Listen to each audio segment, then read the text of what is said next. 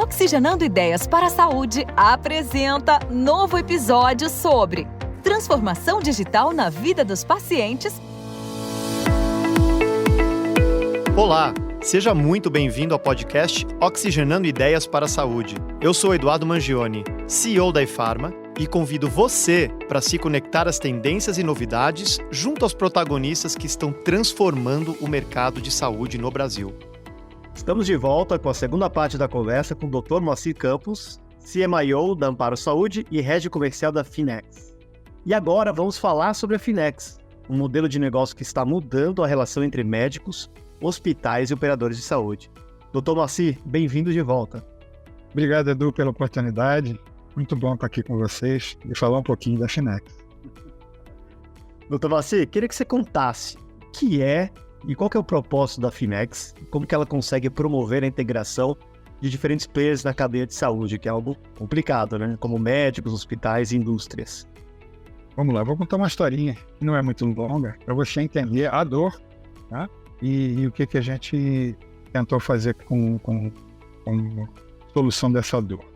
Num dado momento, um dos fundadores da Finex, o Daniel, foi visitar o seu irmão, que é médico, e quando chegou na casa do irmão, ele se deparou com o irmão sentado a uma mesa com várias planilhas em papel para entender o que ele tinha produzido de cirurgia, qual a remuneração que ele teria dessas cirurgias e quando ele receberia esses valores. Então, o Daniel olhou e falou assim: gente, isso humanamente é ingovernável. E aí, a partir disso, o Daniel e o Sérgio, os dois trabalharam em consultoria, os dois têm uma experiência bastante rica nessa questão de identificação de processo, melhoria contínua. Então, eles identificaram que existia ali uma possibilidade de melhoria no que tange ao que nós chamamos de jornada digital do paciente cirúrgico. Eles identificaram que, na hora que o cirurgião atende o paciente no seu consultório, no ambulatório do hospital, e ele processa um pedido de cirurgia em papel ou dentro de um prontuário eletrônico, isso tem uma jornada que ela tem um caminho, uma rota muito complexa e cheia de buracos e de desvios. Então, o que basicamente a Finex prestou fazer foi eu desenhar como é essa jornada hoje, propor um workflow um pouco mais fluido, um pouco mais amigável para o médico, para o hospital, e agora a operadora se beneficia desse processo também, porque eu consigo entregar à operadora de saúde um documento, um conjunto de dados mais estruturado e com menos retrabalho a ser feito. Tá? Então, basicamente, foi isso que a Finex fez e tem entregue para o mercado. Tá? Bacana. E, doutor Moacir, a gente, inclusive, no último podcast explorou bastante o tema do médico profissional e do médico gestor, né? São coisas, às vezes, bastante diferentes. A gente sabe que muitos profissionais de saúde não estão preparados para lidar com a empreendedora que acompanha, muitas vezes, as suas próprias carreiras, né? Na gestão de uma clínica, nas obrigações aí, de trabalho. Os médicos nunca foram treinados, essa é a verdade, para gerir as diferentes fontes de pagamento, por exemplo. E eu não tinha me esbarrado com nenhum dado até então, mas é fato que muitos chegam a perder até 30% da sua renda em meio aos processos burocráticos junto a hospitais e planos de saúde. Isso é um dado real na sua experiência? O que acontece? Você faz 6 anos de faculdade, depois eu fiz mais 4 anos de 2 residências. Quantas aulas eu tive de economia nesses 10 anos? Nenhuma. A dona Maria, que é dona da quitanda lá perto de casa, me ensinou mais de economia do que a faculdade. Então, nós médicos, eu falo por mim, eu me considero um analfabeto financeiro funcional, porque ainda não me foi dada a oportunidade, e aí a gente tem que aprender na marra no dia a dia, né? Eu fiz residência em cirurgia geral, cirurgia pediátrica. Em nenhum momento na residência me foi dito que quando eu saísse da residência, eu abriria consultório eu teria que atender 15, 17 convênios diferentes, cada um modelo de preenchimento de formulário diferente, e a remuneração seria de uma forma tão anárquica do jeito que é.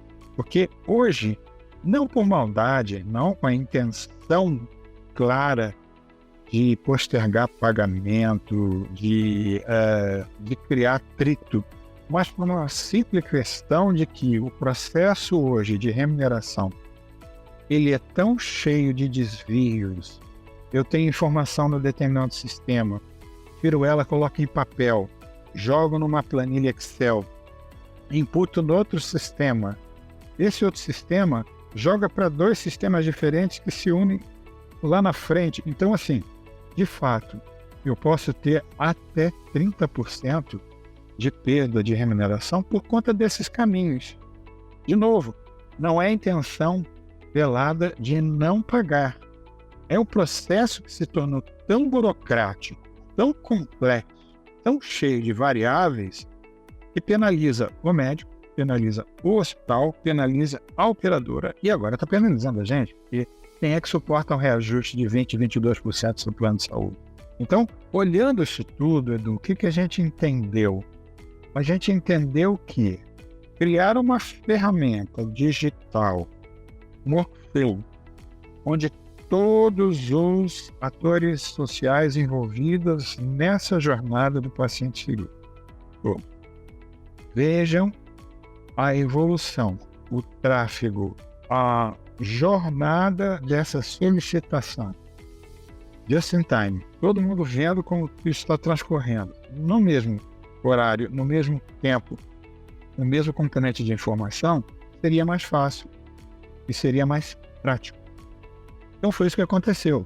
Hoje a Finex está presente em mais de 11 estados, mais de 70 hospitais, a gente tem mais de 17 mil médicos cadastrados que usam a ferramenta de forma recorrente. A gente agenda por mês em torno de 42 mil cirurgias mês. Uau! E assim, grandes redes hospitalares estão conosco e em algumas situações a gente recebe o seguinte elogio. Cara, graças a Deus que vocês fizeram isso, eu não vi mais chance nessa plataforma. Por quê? Ela se torna fácil, amigável, ela tem uma série de artifícios que eu facilito a vida do médico, facilita a vida do hospital. E agora, como a informação vai estruturada para a operadora está dizendo assim, bacana, gostei de vocês. Então, criou um fluxo e a gente costuma dizer que nós somos agnósticos. A gente não tem dinheiro de investimento de hospital, de operadora de saúde, de nenhum player da saúde. Sinuição, conflito de interesse. Isso.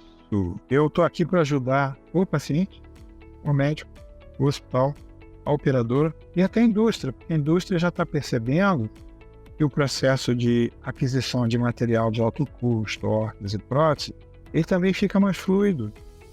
Entende? Que é uma grande dor, né? Então, pelo que eu entendi aqui, a Finex é uma plataforma que automatiza a gestão de agendamento e o pagamento de cirurgias, né, num sistema único. Você acredita que a existência de um sistema independente ajudou a quebrar um pouco da desconfiança que existe hoje na relação entre médico, hospital, operadora? Eu te pergunto porque os incentivos são muito diferentes entre os grupos, né? E, obviamente, dificultam muito tanto a transparência quanto a cooperação. O que eu diria para você assim, o ambiente da saúde é um ambiente de muita desconfiança entre os players, por conta de toda a história daquilo que aconteceu nos últimos anos. Nós saúde suplementar nascemos no Brasil no momento onde a inflação era galopante. E com isso as operadoras de saúde criaram um modelo assistencial que fazia diferimento de pagamento baseado na aplicação do dinheiro que eu recebo do cliente. Eu coloco esse dinheiro no fundo, ele gera uma receita X e eu pago o prestador. Tá? Então eu diria para você que na década de 80, na década de 90, uma operadora de saúde era muito mais uma operação de fintech do que uma operadora de assistência à saúde. O advento da legislação que tornou o ambiente mais seguro, o ambiente mais controlado, o ambiente de alguma forma passou a ser regulado, e com a queda da inflação, né? E com não existindo mais a ciranda financeira, de fato os operadores de saúde passaram a fazer o quê? Gestão em saúde. e basicamente gestão de saúde hospitalar, que é o maior custo. Então criou-se esse ambiente, é um ambiente de muita desconfiança de todo mundo. Tá? Quando você olha para uma cadeia produtiva de agronegócio, quando você olha para a indústria automobilística, petróleo, óleo e gás, todo mundo está alinhado num sistema que nós chamamos de win-win, ganha-ganha. Todo mundo ganha para entregar ao consumidor um produto de qualidade e qualidade percebida pelo usuário. A saúde não é assim. Para eu ganhar, alguém tem que perder. Exatamente.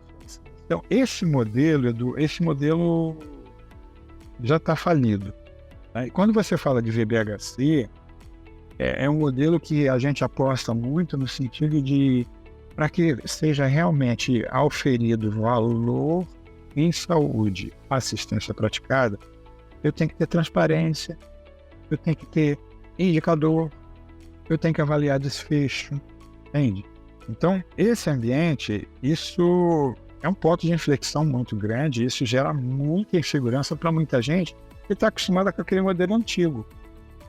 Entende? Exatamente. Eu acho que essa... A gente tem que perceber que aquele modelo... É a disrupção que está fazendo no mundo. A gente vê mercado financeiro, mercado de automóveis, quer dizer, a gente vê todos os mercados com uma disrupção acontecendo. O mercado de saúde, ele é totalmente apto a sofrer uma disrupção, uma vez que você coloca o paciente no centro. Eu tenho um amigo que trabalha em banco e ele fala, Moacir, quando eu fiz saúde, vocês estão 30 anos atrás da gente. Como é que você compra hoje uma passagem de avião? Como é que você faz hoje uma transferência bancária por Pix? Agora, esses dias eu recebi um paper de um médico inglês que ele deitou no chão e ele colocou alinhado ao lado dele todas as folhas de papel que ele teve que utilizar para fazer a internação hospitalar da esposa dele para operar uma hérnia. Ele tinha 37 folhas que ele teve que assinar, ler, entende? E estou falando do sistema de saúde que, em tese, usa prontuário eletrônico, paperless. Quer dizer, eu transfiro dinheiro para a conta do meu filho, no celular, em 2 segundos. Eu compro uma passagem de avião em 2 segundos. E eu demoro 2 horas para internar minha esposa para fazer uma cirurgia de hérnia e tem que preencher 37. Então, veja, muitas oportunidades, Edu. E o que a gente na Finex entende é que o conceito da gente é eficiência e transparência. A gente falou muito dos benefícios aqui, de integrar a cadeia, né?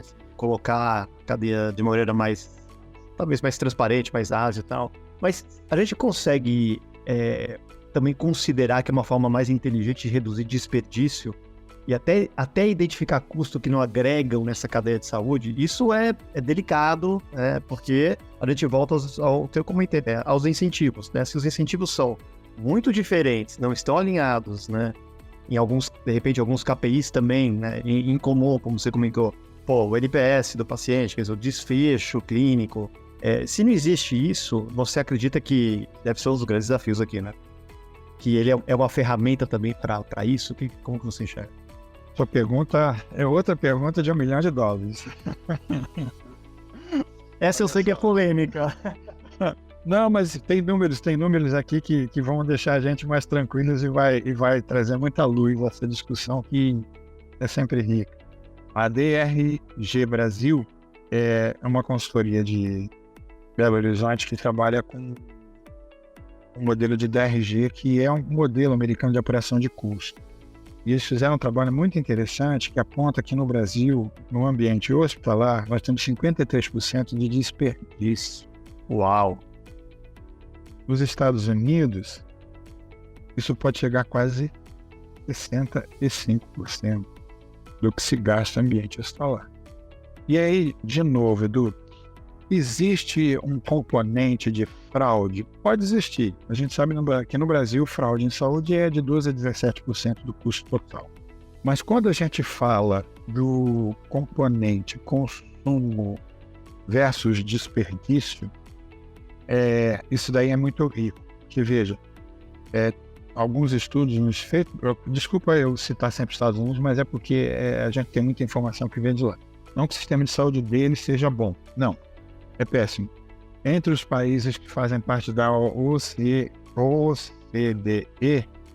sistema de saúde americano é o pior, tá? Os países os países mais ricos do mundo, todos eles têm um aumento gradual de expectativa de vida. Estados Unidos foi o único que teve perda de 3 anos de expectativa de vida por conta de obesidade, sedentarismo, tá? Então, assim, não é modelo. Mas eu tenho número de lá. Então, quando você fala de redução de custo assistencial, você pode reduzir de 3 formas. Você pode reduzir diminuindo o número de funcionários. Quando você diminui o número de funcionários até um limite da segurança e qualidade assistencial, você pode reduzir até 20% o custo total da operação de um dado hospital. Tá? 20%. Quando eu olho para consumo de material dentro do hospital, medicamento, material descartável, órteses e próteses, se eu mudo o meu composê de medicamentos de marca para genérico e de descartáveis e órteses e próteses de marcas premium para marcas mais não tão premium, eu posso reduzir o custo essencial em 25%. Agora, se eu trabalhar a questão de variabilidade assistencial, isso quer dizer o quê? Por exemplo, eu pego todos os urologistas no hospital que eu trabalho, sento e converso com eles no seguinte aspecto. Esse procedimento cirúrgico, nós vamos fazer um consenso aqui e a partir de agora nós vamos usar somente uma técnica cirúrgica, um fornecedor de material especial e com um processo de apuração de desfecho. Ok? Ok. Assinou, vamos implementar. Temos todos os ortopedistas. A partir de agora, prótese de quadril será feito com essa técnica cirúrgica, com esse material dessa empresa, com esse tempo médio de permanência, com esse funcionário. Ok? Ok. Sabe quanto diminui o custo essencial? Em 40%. Uau! Não tinha noção disso. Quer dizer, você padroniza toda uma cadeia de especialidade, de aplicação de técnica. Interessante, hein? Então, hoje o que a gente tem, em parceria com alguns hospitais, em parceria com algumas operadoras, uma relação entre eles ficou muito abalada por conta desse contexto de modelo assistencial, e como a gente trafega, conversa e convive com todos eles, como a gente não tem conflito de interesse, nós estamos criando em algumas esferas um ambiente favorável ao hospital conversar com seus médicos e criar o que a gente chama de protocolo. Hospitais conversarem entre hospitais e apresentarem para as operadoras protocolo. E aí, com isso, eu consigo reduzir uma série de questões relacionadas à logística, logística reversa. A indústria precisa de previsibilidade de consumo. Hoje, eu tenho dificuldade de dizer para a indústria qual é a previsão que eu tenho de número de hérnias que eu vou fazer no ano que vem. Com a Finex, a gente consegue dar essa transparência do número e eu consigo dizer para a indústria, viu, o Dr. Moacir faz 600 cirurgias de vesícula por ano. 300 estão no hospital A, 100 no hospital B e 200 no C. Desse composê, 30% é da Coca-Cola, 20% é da Pepsi e 10%... Então, transparência da informação, o Edu consegue chegar na indústria e dizer assim, ele vai comprar 600 kits para operar 600 cirurgias. Com a indústria conseguindo fazer essa previsibilidade, ela consegue ajustar toda a cadeia produtiva dela e ela consegue fazer o quê? Ela diminui o preço. Ela consegue ser mais eficiente. Exato. Por isso que a gente fala, eficiência e transparência. É o slogan da gente, é isso que a gente gosta de fazer. Tá? E eu acho que é por isso também que a gente está conseguindo sucesso. Tem que criar animosidade com quem quer que seja. Entre os players. E interessante, quer dizer, vocês estão, no final também, vocês estão utilizando os dados, né, ao longo da jornada do paciente aqui para entender melhor a utilização de recurso e retroalimentando essa informação aos envolvidos, né, para que seja, de novo, né, que seja colocado em uso, em prática, um outcome, imagina, mais eficiente, super interessante. E E olhando a Finex aqui, doutor Maci, olhando um pouco desse trabalho que vocês têm feito, quais seriam os resultados observados até o momento em relação à redução de desperdício e otimização de recursos? Vocês têm algum dado, algum número para compartilhar? O número que a gente tem não é nosso, é da operadora do hospital, né? Mas o que eu diria para você que a gente pode tornar público é que nós já temos hospitais que, no período de 18 meses, eles conseguiram diminuir de forma absurda o tempo médio de liberação dos pedidos de cirurgia. A gente observa que um efeito colateral saudável disso tudo é que, quando nós fazemos o agendamento e quando a gente olha para o centro cirúrgico e a alocação de cirurgias por salas, isso é um negócio meio insano, né? As enfermeiras que são gerentes de centro cirúrgico, elas têm trabalho assim, escuro. É um negócio insano.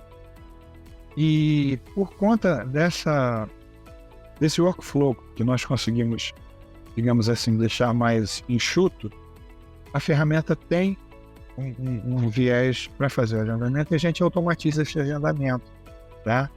Então eu consigo aumentar a produtividade do hospital. Alguns hospitais hoje conseguem fazer quase 2,5 vezes o número de cirurgias que fazia antes do FINEX. A operadora, ela começa a achar interessante isso tudo, porque ela também começa a ter o viés de maior previsibilidade e ela consegue enxergar a produção de cada hospital e ela consegue, com esse dashboard que a gente gera, eles passam a ter maior previsibilidade de custo. Se eu tenho maior previsibilidade de custo, eu consigo também conversar com a indústria e aí eu consigo negociar com a indústria, tanto o hospital como a operadora, a questão de preço de insumo, tá? E o próprio fornecedor de material especial hoje nos chama porque eles estão entendendo que nós podemos ser uma plataforma também para auxiliá-lo no agendamento e na alocação de recursos para entregar esses equipamentos nos hospitais. Então, o que eu diria assim, passa a ser uma ferramenta que as pessoas começam a olhar e dizer assim, é win-win, é ganha-ganha, tá? Como eu não tenho investimento de ninguém, eu estou querendo causar benefício para o sistema. Eu não sou nem corintiano, nem palmeirense, eu não gosto de futebol. Isso tá claro. O agnóstico... Eu só quero... O sonho de consumo da gente quando o Daniel foi visitar o irmão dele lá em Dourado, e que tinha aquele bando de papel. Hoje, quando o Daniel liga para o irmão dele fala assim, estou aqui com o celular, olha, fiz tanta cirurgia mês passado, vou receber esse mês tanto, mês que vem tanto, e eu tenho a previsão de conseguir. Entende? Então, eu consigo gerenciar o dia a dia desses atores sociais. Então, a gente, de fato, está entregando esse valor, que às vezes é meio intangível para quem não tem essa rotina no dia a dia e não sente na própria pele o sofrimento que é isso. Então, veja, são ações pontuais, mas que a gente olha e diz assim, no frigir dos ovos eu estou conseguindo ajudar um pedacinho, né, para a Operação Saúde, que ainda tem muito a melhorar, sem dúvida. Não, eu acho que assim, tá super claro a fricção que existe hoje, as dores foram muito bem estudadas e, claro, as soluções que vocês estão trazendo para a mesa, não tenho nem dúvida que são soluções vencedoras, porque atacam diretamente a realidade, né, doutor Maci? E eu queria fechar aqui com uma última pergunta, doutor Maci, sobre futuro, né? E entender um pouquinho, na sua visão, o que seriam as oportunidades, né? E principalmente olhando avanços tecnológicos que a gente começa a vislumbrar hoje, e aí eu vou ter que citar, óbvio, a inteligência artificial, por exemplo, né? Que está entrando aí com tudo, que está invadindo todas as áreas, todos os processos, todas as ferramentas e tal. E cabe a nós também usar um pouco da criatividade para entender até que ponto a gente pode realmente trazer uma melhoria de eficiência, de qualidade e tal. E aqui no caso, né, olhando o cuidado de saúde e o modelo que foi criado, como que você enxerga esse futuro, né, olhando para frente? A inteligência artificial, esse nome não é um nome muito bom, né? Que não é inteligência, né? quando a gente fala de inteligência artificial, linguagem generativa, enfim, eu estou falando só de capacidade de processamento de uma quantidade, de um volume muito grande de informação, com uma velocidade muito mais rápida, tá? Então, se eu pudesse colocar na fala 1000 cientistas de dados com uma máquina, uma HP, e um bloco de papel e um lápis, provavelmente esses 1000 caras fariam o que hoje em um segundo um algoritmo faz. Então é só volume, velocidade e variabilidade de informação. O profissional da área da saúde será substituído por um robô, por um algoritmo. Radiologia, todo mundo está assustado, né? Porque agora os exames de Covid, durante a pandemia, eles eram laudados por um radiologista e passavam por uma inteligência artificial que validava ou não. Sim, o radiologista não será substituído. Ele tem os seus passos. O que vai acontecer é que um mau profissional, um profissional que não é afeito à interação com tecnologia, esse sim vai ser substituído, tá? Porque hoje o modelo é o que a gente chama de centauro. O centauro é o homem grudado na inteligência artificial, grudado em tecnologia, e o homem ajudando a processar a informação e a inteligência artificial ajudando o homem a processar e interagir. É na área da saúde, é área da economia. Tá? Então, o que eu diria? Nós temos o conceito de medicina baseada em evidência.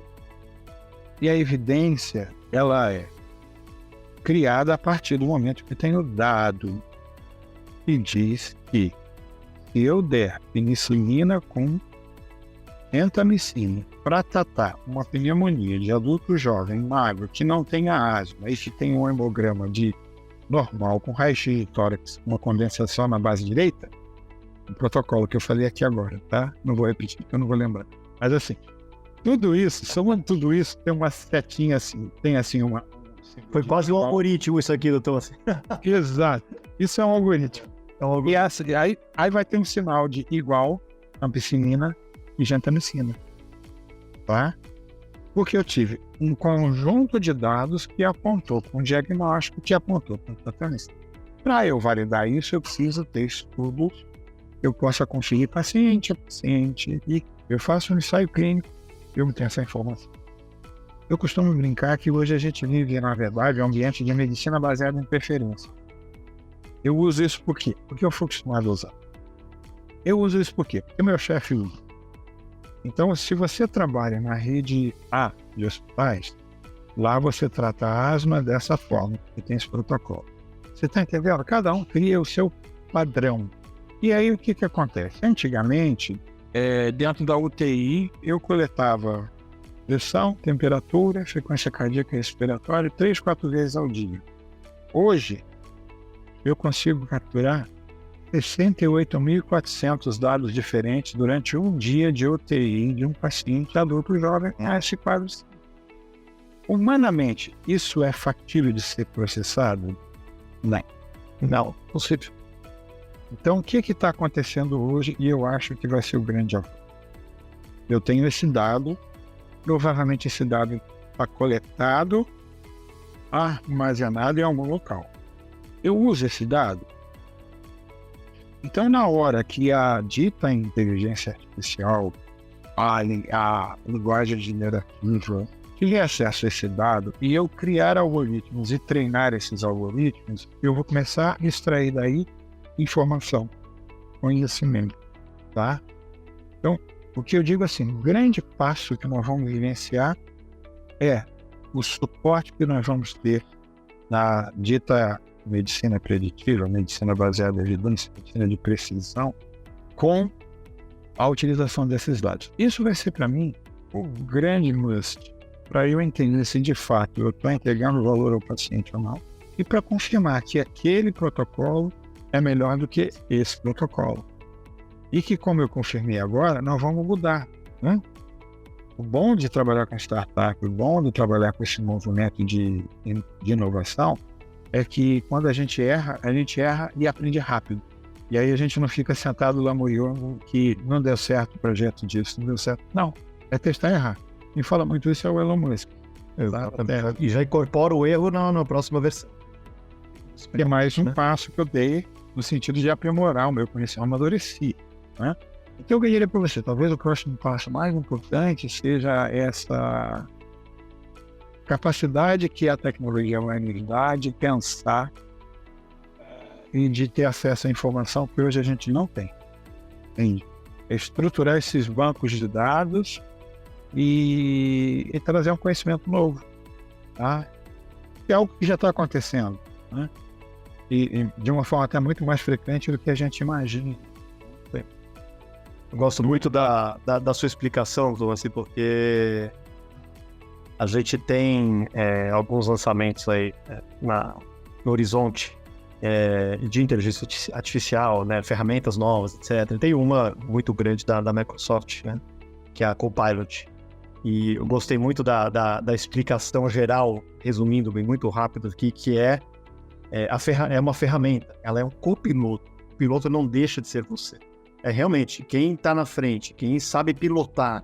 Né? O maestro não vai deixar de existir. Né? Ali são mais ferramentas, mais auxílios, né? Que torna a sua ação, a sua atividade, a sua análise superior ao que seria, sei lá, sem essas ferramentas. Então, acho que é super pertinente, exatamente o que você falou, né? Para mim foi um paralelo que eu escutei há pouco. E você sabe que o falecido Peter Drucker dizia que a similaridade maior ao sistema de saúde é um aeroporto. Tá? Algo que mais parece com o sistema de saúde é a aviação comercial. E ele dizia que a única diferença entre o médico e o cirurgião e o cirurgião e o piloto de avião é que quando o piloto erra, ele morre junto com o paciente. E aí, olha. Hoje, se você entrar num cockpit de um Boeing, de um Airbus, o computador faz o avião decolar e faz o avião aterrissar. Mas lembra aquele avião que caiu no Rio Hudson, lá em Nova York? Uhum. Quem foi que pousou aquele avião no Rio? Piloto. Foi o piloto. Entende? Então, assim, vai deixar de existir um avião sem piloto? Vai deixar de existir uma sala de cirurgia sem o cirurgião e sem o anestesista? Pouco provável. Acho que é provável. Eu acho que por mais que considere erro humano como uma causa muito frequente, e na área da saúde isso é um caos, né? Mas o que eu percebo do que naturalmente vai acontecer é a tecnologia vai trazer para a gente mais segurança assistencial, mais qualidade assistencial, e o médico, cada dia que passa, vai se parecer mais com o piloto. Se você for entender o contexto do piloto, eu saio de São Paulo e vou para o Rio, como é que eu pouso no aeroporto Santos Dumont? Só tem de duas formas. Não adianta você querer fazer algo diferente que não vai. Às vezes é a liberalidade que é dada, a autonomia que é dada ao médico, expõe risco ao paciente. Então, se a gente passa a ter um ambiente de maior controle, maior estandardização, talvez isso diminua o risco daquilo que a gente considera como erro médico. Né? Pode ser que seja. Tá? Nem por isso eu estou causando no médico a questão de cerceamento à liberdade do exercício profissional. Não. Eu quero que você trabalhe dentro de um ambiente extremamente pouco variável e seguro. Bom, é isso. Entende? Não estou desmerecendo a condição do médico, nem do profissional de saúde, qualquer profissional de saúde. Mas eu estou dizendo assim, aqui a gente trabalha dessa forma e dessa forma a gente vê que é mais seguro. Ok? Vamos? Vamos. Ah, não quer? Tá bom.